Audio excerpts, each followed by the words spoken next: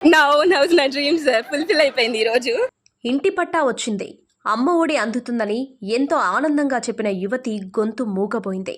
ఇటీవల సోషల్ మీడియాలో వైరల్ అయిన యువతి గీతాంజలి ఆత్మహత్యకు పాల్పడింది. ట్రోలింగ్ కారణంగానే యువతి ఆత్మహత్య చేసుకుందని తెలుస్తుంది. ఇటీవల ఇల్లు పట్టా వచ్చిందని తన ఆనందాన్ని గీతాంజలి మీడియాతో పంచుకుంది. ఈ వీడియో వైరల్ అయింది. ఈ వీడియోలో ఆమె వైసీపీ ప్రభుత్వం అందించిన సాయంపై మాట్లాడింది. దీంతో కొందరు సోషల్ మీడియా ఆమెను ట్రోల్ చేశారు.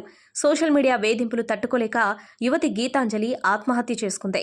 2 రోజుల పాటు ఆసుపత్రిలో మరణంతో పోరాడి ఇవాళ చనిపోయింది. బాధ్యులపై చర్యలు తీసుకోవాలని #justice for Geetanjali, #we stand with Geetanjali అనే హ్యాష్ట్యాగ్లతో ఆమెకు మద్దతుగా సోషల్ మీడియాలో పోస్టులు పెడుతున్నారు. గుంటూరు జిల్లా తెనాలికి చెందిన గీతాంజలి తన కుటుంబంతో కలిసి నివసిస్తుంది. ఆమెకు 2 పిల్లలున్నారు. ఇటీవల ప్రభుత్వ పథకంలో ఆమెకు ఇల్లు వచ్చింది. ఇంటి పట్టాను ఇటీవల జరిగిన ఓ కార్యక్రమంలో అందించారు. ఇంటి పట్టా అందుకున్న తర్వాత ఆమె మీడియాతో మాట్లాడింది. వైసీపీ ప్రభుత్వం వల్ల తన కల నెరవేరిందని, తన పిల్లలకు అమ్మ ఒడి వస్తుందని చెప్పింది. ఇతర సంక్షేమ పథకాలు అందుతున్నాయని ఆనందంతో చెప్పింది.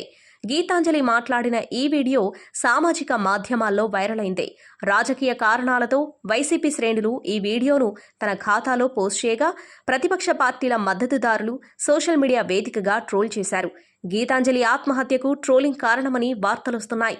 ఈ ఘటనపై పోలీసులు ఇంకా స్పందించాల్సి ఉంది. అధికార ప్రతిపక్షాల విమర్శలైతే ఏం జరిగిందో కానీ ఇంతలో గీతాంజలి ఆత్మహత్యకు పాల్పడింది.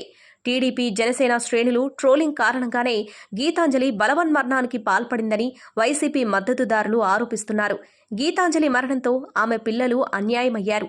ఆమెకు న్యాయం చేయాలని, బాధ్యులపై చర్యలు తీసుకోవాలని సామాజిక మాధ్యమాల్లో #జస్టిస్ ఫర్ గీతాంజలి అని పోస్టులు పెడుతున్నారు.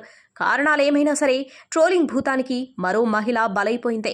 సామాన్యుల నుంచి సినీ రాజకీయ ప్రముఖుల వరకు ఈ సోషల్ మీడియా రక్కసి చేతిలో నిత్యం వేధింపులకు గురవుతున్నారు. రాజకీయపరమైన అంశాలతో అకౌంట్స్ క్రియేట్ చేసుకుని పార్టీలపై నిత్యం దుమ్మెత్తిపోసుకుంటున్నారు.